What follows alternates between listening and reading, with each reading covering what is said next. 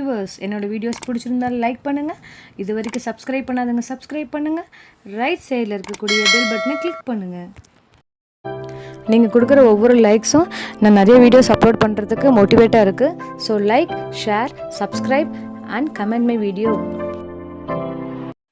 Hi viewers, இந்த வீடியோவில் நம்ம பார்க்க போகிற topic class 7 term 3 unit 1 new religious ideas and movements, புதிய சமய கருத்துக்களும் இயக்கங்களும்.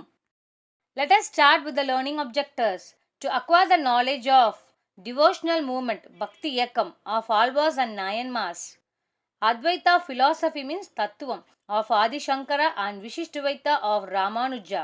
Bhakti cult, Bhakti கோட்பாடுகளும் in northern India and its prominent exponents, அவற்றை முன்மொழிந்த ஆளுமைகளும். Interaction between Hinduism and Islam, leading to the birth of new cults, notably Sufism. Teachings of Kabir and Guru Nanak. Impact of Bhakti movement. Introduction. Medieval India saw an extraordinary production of devotional poetry which were not restricted to one particular religion but inspired by different religious movements. இடைக்கால இந்தியாவில் வியப்பை ஏற்படுத்தும் அளவில் பக்தி கவிதைகள், செய்யுள்கள் இயற்றப்பட்டன. அவை ஒரு குறிப்பிட்ட சமயம் சார்ந்ததாக இல்லாமல் பல்வேறு சமய இயக்கங்களினால் தூண்டப்பெற்றன. The exponents of these movements held the view that total devotion, that is bhakti, to God could save man from the pitfalls, pitfalls means danger, of life and earn him salvation. கடவுளின் மீதான முழுமையான பக்தியே மனிதனை வாழ்வின் இடர்பாடுகளிலிருந்து காத்து முக்தியை அருளும் என இவ்வியக்கங்களை நிறுவியவர்கள் கருதினர். It was also believed that one does not have to go temples or perform rituals, for God is omnipresent and resides inside every human. மேலும் இறைவன் எங்கும் நிறைந்திருப்பதினாலும் ஒவ்வொரு மனிதனுக்குள்ளும் உறைந்திருக்கின்றார் என்பதாலும் ஒருவர் கோயிலுக்கு செல்ல வேண்டியதோ சடங்குகள் செய்ய வேண்டியதோ அவசியமில்லை என்று நம்பப்பட்டது. The Bhagavad Gita proposed that the path of Bhakti Marg, the path of Bhakti, is superior to the two other religious approaches, namely the path of knowledge, Jnanam, and the path of rituals and good works, Karma, providing inspiration to the exponents of Bhakti cult. ஞான மார்க்கம், கர்ம மார்க்கம் ஆகிய இவை இரண்டை காட்டிலும் பக்தி மார்க்கமே சிறந்தது என பகவத்கீதையில் கூறப்பட்டுள்ளது. இது பக்தி கோட்பாடுகளை முன்மொழிந்தவர்களை ஊக்குவிப்பதாய் அமைந்தது. Bhakti movement, the beginnings. The Bhakti movement or the resurgence, resurgence means மீண்டும் எழுச்சி, of devotional practices started in Tamil Nadu around 7th century AD. It included reciting the name of the god or goddess, ஆண் பெண் கடவுள்களின் பெயர்களை தொடர்ந்து ஓதுதல். Singing hymns in their praise, கடவுள்களை புகழ்ந்து பாடுதல். Wearing religious marks or carrying identity emblems, மத சின்னங்களை அணிந்து செல்வது அல்லது அடையாள சின்னங்களை சுமந்து செல்வது. And undertaking pilgrimages to sacred places associated with the deity, கடவுளுடன் தொடர்புடைய புனித தலங்களுக்கு ஆன்மீக பயணங்கள் மேற்கொள்வது.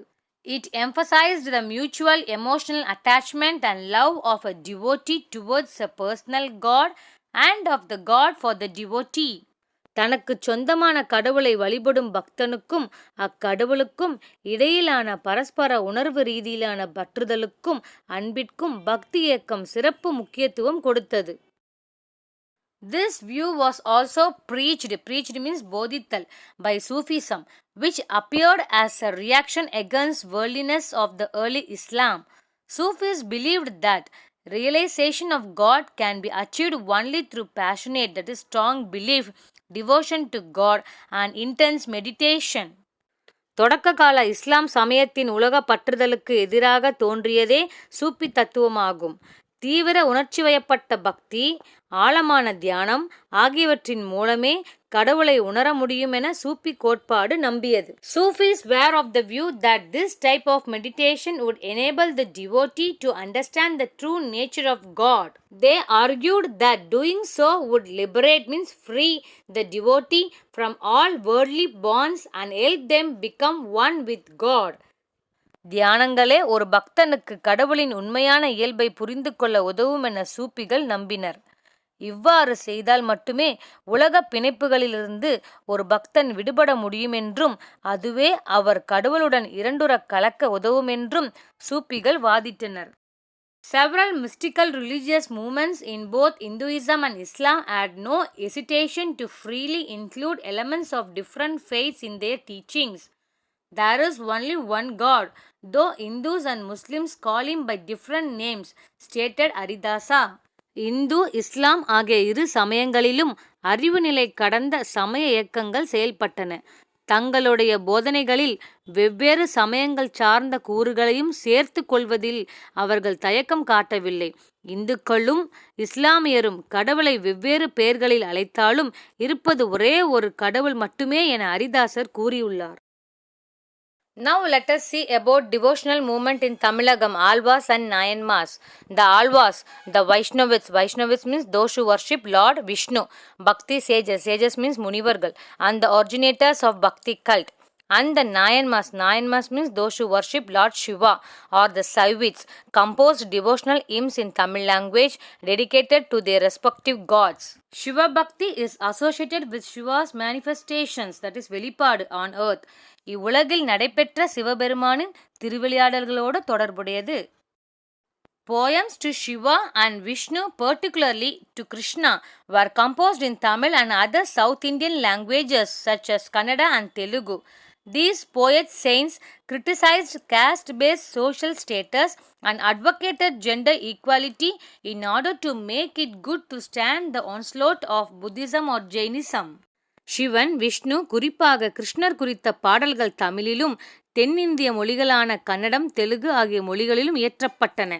பௌத்தம், சமணம் ஆகிய சமயங்களின் கடுமையான தாக்குதல்களை திறம்பட எதிர்கொள்வதற்காக புலவர்களாகவும் ஞானிகளாகவும் இருந்த இவர்கள் சாதியை அடிப்படையாக கொண்ட சமூக நிலைகளை சாடியதோடு அல்லாமல் ஆண் பெண் சமத்துவத்தையும் முன்னிறுத்தினர். Vishnu Bhakti or Vaishnavism is based on Vishnu's avatars, incarnation, avadarangal, particularly Lord Krishna and Lord Rama. The 12 Tamil Alvas are chiefly known for their immortal hymns. Two Alvas stand out distinctly for their contribution to the promotion of the Bhakti movement. Nammalvar's fame lies in his 1102 stanza Thiruvaimozhi. Nadamuni collected the 4000 poems of Nammalvar in the form of Divya Prabandham. பக்தி இயக்கத்தின் வளர்ச்சிக்கு தாங்கள் செய்த பங்களிப்பின் காரணமாய் 2 ஆழ்வார்கள் தனித்துவம் மிகுந்து காணப்படுகின்றனர். நம்மாழ்வார் இயற்றிய 1102 பத்திகளைக் கொண்ட திருவாய்மொழியால் புகழ் பெற்றார். நம்மாழ்வாரின் 4000 பாடல்களை 4000 திவ்ய பிரபந்தம் என்னும் பெயரில் Nathamuni தொகுத்துள்ளார். Andal, the only female Alvar, is another. Periyalvar, who was earlier known as Vishnu Chittar, made lot of songs on Krishna, putting himself in the place of Mother Yasoda. ஆழ்வார்களில் Andal மட்டுமே பெண்பால் ஆழ்வார் ஆவார். பெரியாழ்வார் தொடக்கத்தில் விஷ்ணு சித்தர் என அறியப்பட்டார். தாய் யசோதையின் இடத்தில் தன்னை இருத்தி குழந்தை கிருஷ்ணனை பற்றி பல பாடல்களை புனைந்துள்ளார். Periyalvar is said to have found Andal as a baby in the Tulsi garden at Srivilliputturu temple and adopted her. She grew up in the temple town of Srivilliputturu and became known as Andal, she who ruled. The Tirupavai, the path to Krishna, and the Nachiyar Thirumozhi, the sacred songs of the lady, Pennin Punitha Padalgal, are her celebrated works. Her poems expressing her love for Ranganatha, the incarnation of Vishnu worshipped at a temple at Srirangam, are used in Vaishnava wedding ceremonies in Tamil Nadu. Thiruppavai, Nachiyar திருமொழி ஆகிய இரண்டும் ஆண்டாளின் புகழ்பெற்ற கவிதை நூல்களாகும். திருவரங்கம் கோவிலில் உள்ள விஷ்ணுவின் அவதாரமான ரங்கநாதனின் மீதான காதலை ஆண்டாள் தனது பாடல்களில் வெளிப்படுத்தியுள்ளார். தமிழ்நாட்டில் வைணவ திருமண விழாக்களின் போது இப்பாடல்கள் பயன்படுத்தப்படுகின்றன. Now let us see about Vaishnavit saints 12 Alvars. 3 முதல் ஆழ்வாஸ், பொய்கை ஆழ்வார், பூதத்தாழ்வார் and பேய் ஆழ்வார். Other ஆழ்வாஸ், திருமலிசை ஆழ்வார், பெரியாழ்வார், தொண்டரடி பொடி Alvar, Thirumangai Alvar, திருப்பன் Alvar, Kulasekara Alvar, Nammalvar, Madhurakavi Alvar and Andal. Now let us see about Saivid saints, 63 Nayanmars. There are 63 legendary Nayanmars. Among them, Jnana Sambandar, Appar and Sundarar, often called the trio Mummurthigal, are worshipped as saints through their images in South Indian temples. Nambiyandar Nambi, 1000 AD, is said to have compiled the songs of all of the Nayanmars that form the basis of Tirumurai, the basic Tamil Saivid sacred canon. நாயன்மார்களின் பாடல்கள் அனைத்தையும் நம்பியாண்டார் நம்பி என்பவர் தொகுத்ததாக கூறப்படுகிறது. அதுவே சைவ புனித நூல்களான திருமுறையின் அடிப்படையாக உள்ளது. It consists of 12 books and 11 of them were assembled by Nambi. The 12th book is Sekila's பெரிய புராணம். திருமுறை 12 நூல்களை கொண்டுள்ளது. அவற்றில் 11 நூல்கள் நம்பியாண்டார் நம்பியால் தொகுக்கப்பட்டவையாகும். சேக்கிலாரின் பெரிய புராணம் 12வது நூலாகும். Now let us see about Adi Shankara. Adi Shankara or Sankaracharya 700 to 750 AD preached Bodhithal, the Advaita philosophy. The essence of this philosophy is that the soul, Atma, unites with the universal soul, Brahma, through the attainment of knowledge. ஆதி சங்கரர் அத்வைத்தம் என்னும் தத்துவத்தை போதித்தவராவார். ஞானத்தை பெறுவதன் வழியாக ஜீவாத்மா பிரம்மாத்மாவுடன் இணையும் என்பதே இத்தத்துவத்தின் சாரமாகும். He set up matas, muts, மடங்கள், centers of learning and worship at Badrinath, Puri, Dwaraka and Sringeri. These places have become prominent pilgrim centers today. Shankara enthusiastically endeavored means try hard to achieve, to restore the orthodox Vedic tradition without paying attention to the Bhakti movement of his time. இவ்விடங்கள் இன்றும் முக்கியமான புனித தலங்களாக விளங்குகின்றன. தன் காலத்து பக்தி இயக்கத்தின் மீது கவனம் கொள்ளாத சங்கரர் வேத மரபுகளை மீட்டெடுக்கும் முயற்சிகளில் ஆர்வம் கொண்டார். His masterpiece is the commentary on the Brahma Sutra, which is a fundamental text of the Vedanta school. His commentaries on the principal Upanishads are also considered equally important.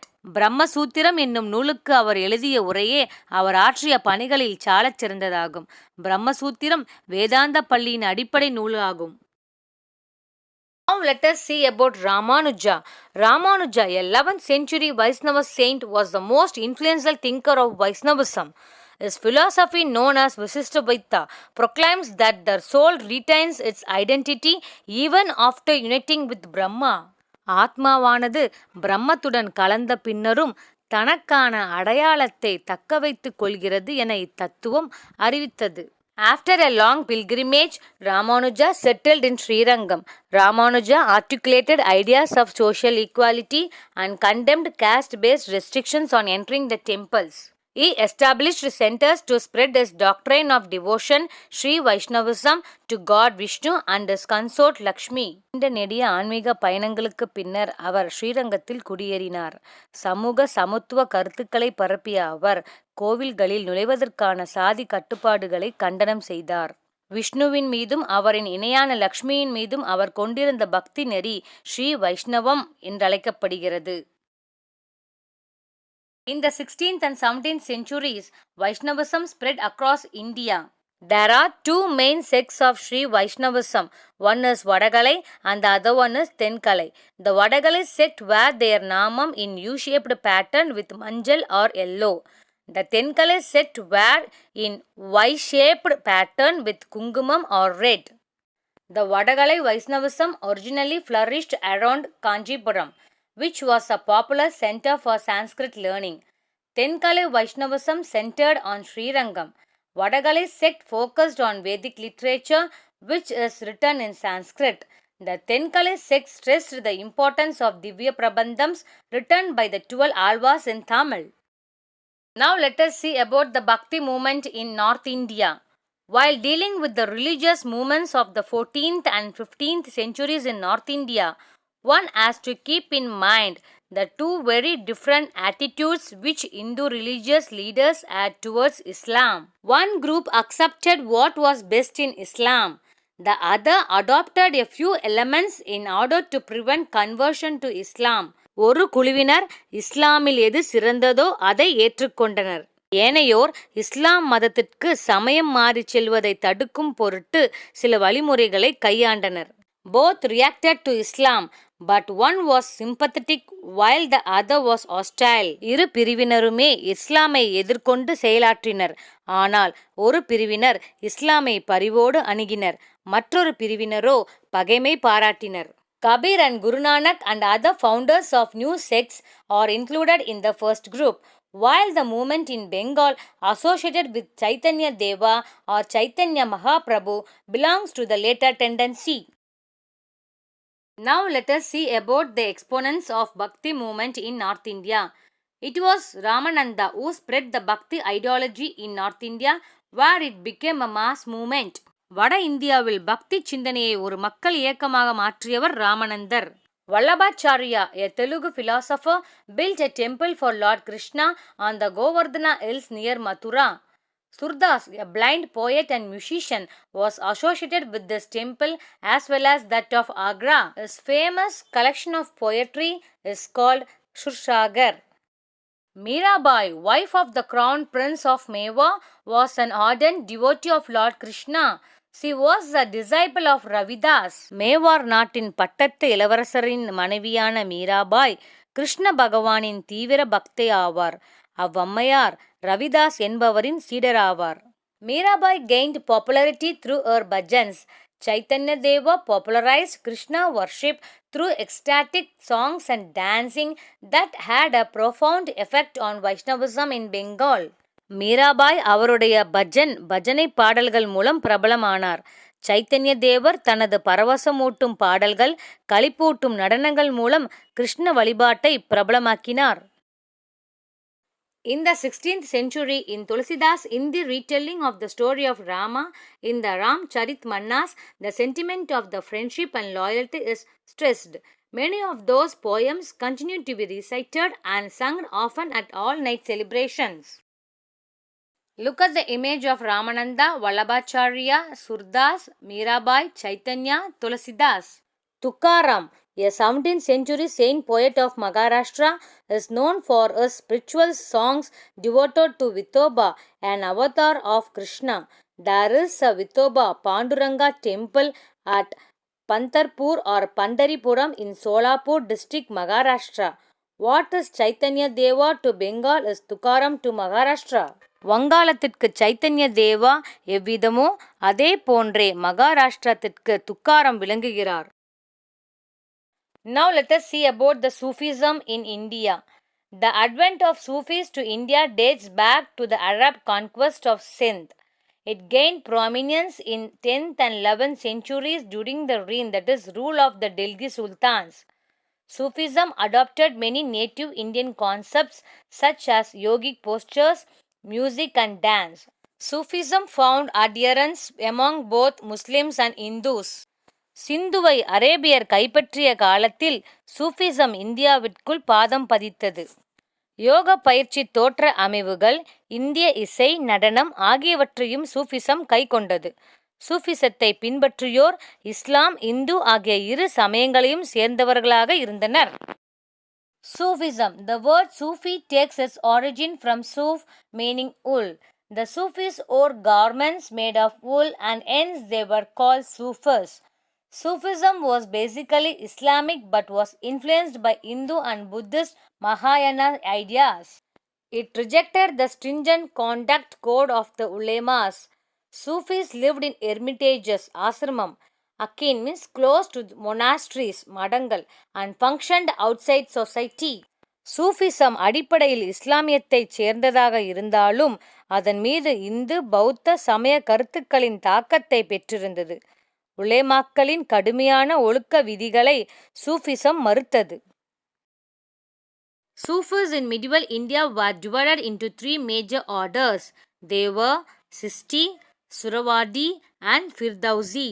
Mohiuddin Chisti made Chisti order popular in India. Moideen sixty அமைப்பை இந்தியாவில் பிரபலமாக்கினார். He died in Ajmer and his resting place is in the Ajmer Sharif Dargah in Ajmer, Rajasthan. The best known Sufi sage of the early medieval period was Nijamuddin Auliya of the Sisti order, who had a large number of followers among the ruling class in Delhi. Poet Amir Khusro was one of his distinguished followers. Suhrawardi order was founded by an Iranian Sufi, Abdul Wagid Abu Najib. The Firdausi order was a branch of Suhrawardi order and its activities were confined to Bihar. Firdausi அமைப்பு சுர்வார்டியின் ஒரு கிளை பிரிவாகும். அது பீகாரில் மட்டுமே செயல்பட்டது. Now let us see about Kabir Das. Kabir. As a Muslim, Kabir came under the influence of Varanasi-based Saint Ramananda. He accepted some Hindu ideas and tried to reconcile. Reconcile means restore Hinduism and Islam. However, it was the Hindus and particularly those of the lower classes to whom his message appealed. Kabir Das Hindu இஸ்லாம் சமயங்களிடையே ஒத்திசைவை ஏற்படுத்த முயற்சி மேற்கொண்டார். இருந்தபோதிலும் அவரின் கருத்துக்கள் இந்து சமூகத்தில் குறிப்பாக கீழ்நிலை சாதிகளைச் சேர்ந்தோருக்கு ஏற்புடையதாய் அமைந்தன. Kabir believed that God is one and formless even though different religious sects give him different names and forms. He opposed discrimination on the basis of religion, caste and wealth. பல்வேறு சமய பிரிவுகள் கடவுளுக்கு வெவ்வேறு பெயர்களையும் வடிவங்களையும் கொடுத்திருந்தாலும் கடவுள் ஒருவரே என்றும் வடிவமற்றவர் என்றும் கபீர் நம்பினார். சமயம், சாதி, செல்வம் ஆகியவற்றின் அடிப்படையிலான பாகுபாடுகளை கபீர் கண்டனம் செய்தார். He also condemned meaningless rituals. பொருளற்ற சடங்கு முறைகளையும் அவர் கண்டனம் செய்தார். Kabir's verses were composed in Bhojpuri language mixed with Urdu. The Kabir's Granthavali and the Bijak contain collections of Kabir's verses. Now let us see about Guru Nanak. Early life.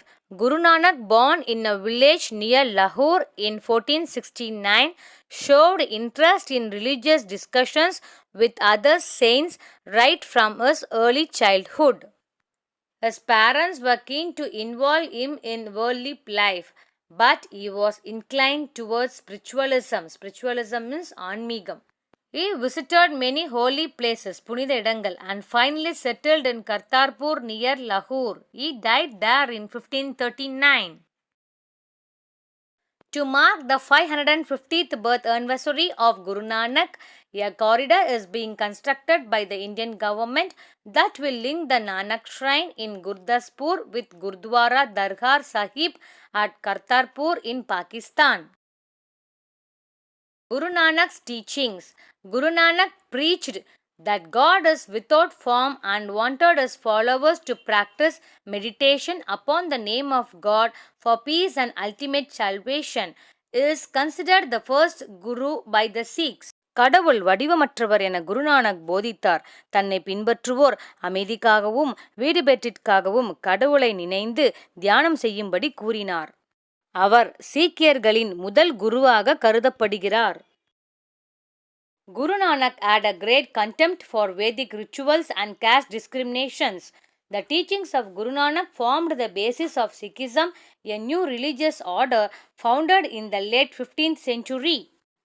He and his successors' teachings are collected in the Guru Granth Sahib, which is the holy book of the Sikhs. Guru Nanak's teachings were spread through the group singing of hymns called Kirtan. The devotees gathered in Dharmasthala rest houses, which became Gurdwaras in course of time. Guru Nanak nominated his disciple Lena to succeed him as the Guru. Following this precedent, the successors are named by the incumbent Sikh Guru.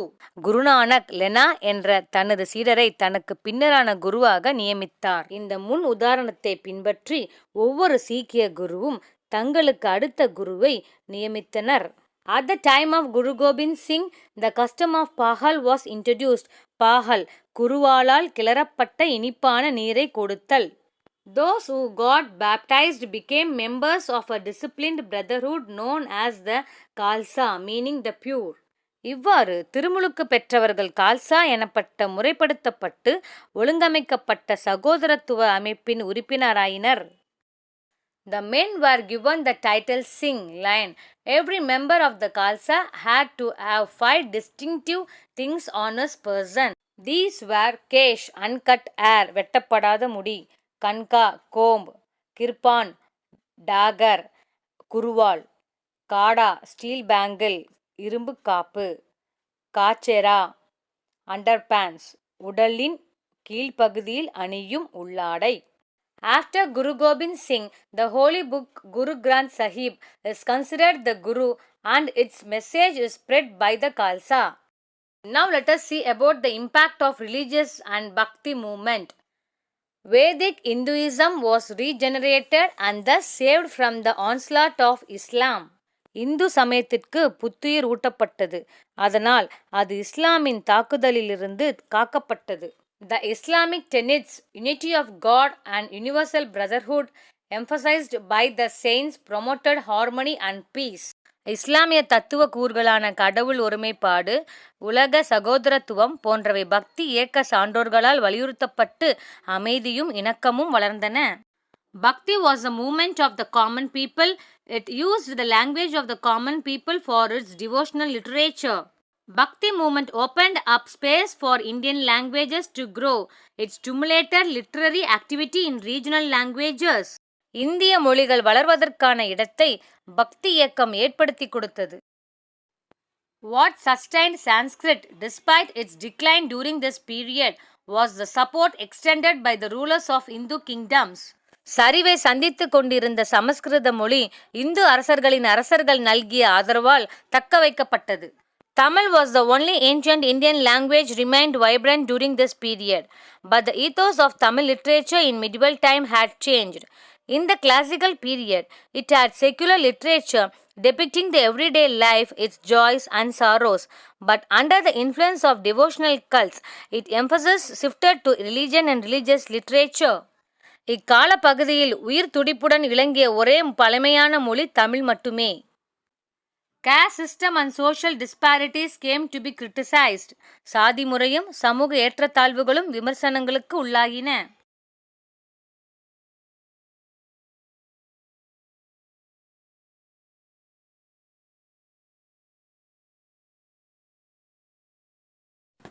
Thank you for watching this video. Please subscribe my channel for more videos.